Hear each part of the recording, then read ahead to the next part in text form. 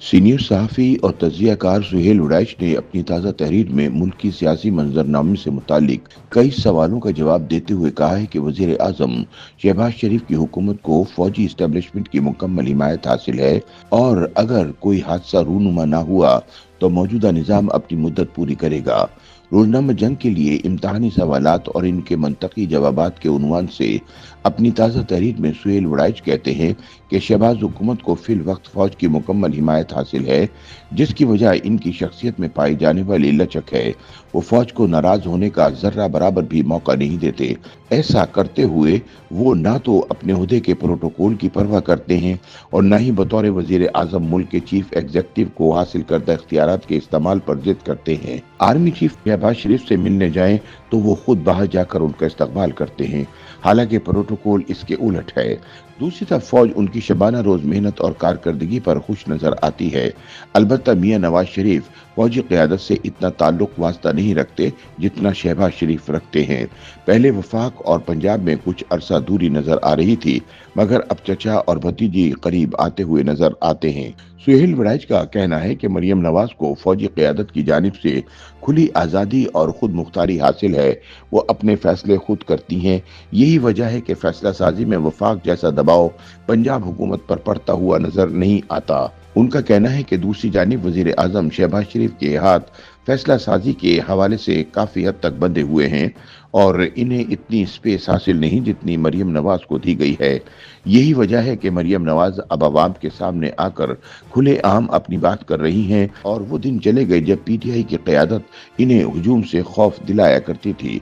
सुहेल वड़ाइच का कहना है कि 26 नवंबर 2024 को जिस तरह तहरीक इंसाफ की मरकजी क़यादत और कारकुनान जूतियां उठाकर फरार हुए, इसके बाद से अब हुकूमत और एस्टेब्लिशमेंट को स्टेट पावर और एजिटेशन का खौफ भी दरपेश नहीं रहा। लिहाजा अगर कोई हादसा रूनुमा न हुआ तो मौजूदा सियासी निज़ाम आगे भी चलता हुआ नजर आता है।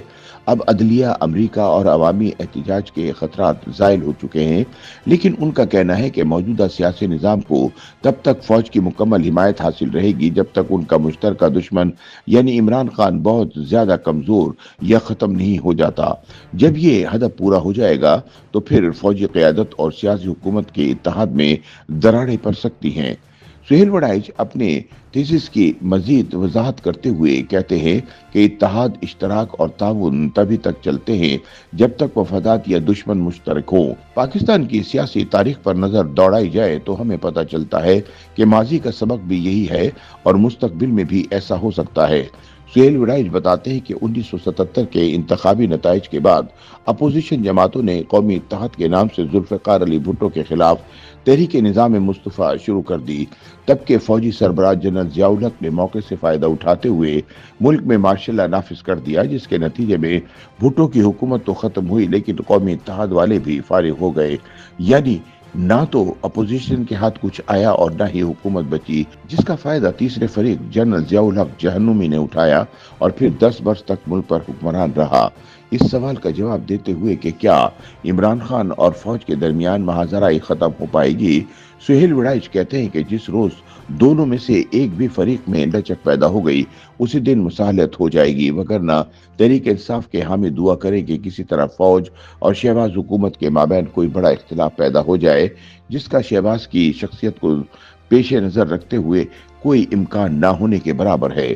पीटीआई के अंदरूनी इख्तलाफात के हवाले से गुफ्तगू करते हुए उनका कहना था कि उनका कुछ भी नहीं बनेगा। तहरीक इंसाफ का सिर्फ एक ही लीडर है और वो है इमरान खान, बाकी किसी भी बड़े नाम की तिनका बराबर भी हैसियत नहीं। इमरान की अपनी पार्टी के अंदर इतनी मजबूत पोजीशन है कि वो जिसे चाहे निकाल दे और जिसे चाहे पार्टी का चेयरमैन बना दे। ऐसे किसी भी फैसले पर इसके हामियों को कोई एतराज नहीं होगा, बल्कि वो इन फैसलों को खुश दिली से तस्लीम करेंगे। रमजान के बाद इमरान खान की जानिब से एक नई हुकूमत मुखालिफ तहरीक चलाने के इम्कान पर बात करते हुए सीनियर सहाफ़ी का कहना था कि अब पीटीआई तनतना कोई ऐसी तहरीक चलाने की मुतहम्मिल नहीं हो सकती, मगर ग्रैंड अपोजिशन इत्तेहाद के मौलाना फजलुर रहमान एक नया ट्रम्प कार्ड है। देखना ये होगा कि मौलाना फजलुर रहमान इस हवाले से कितना सरगर्म किरदार अदा करते हैं।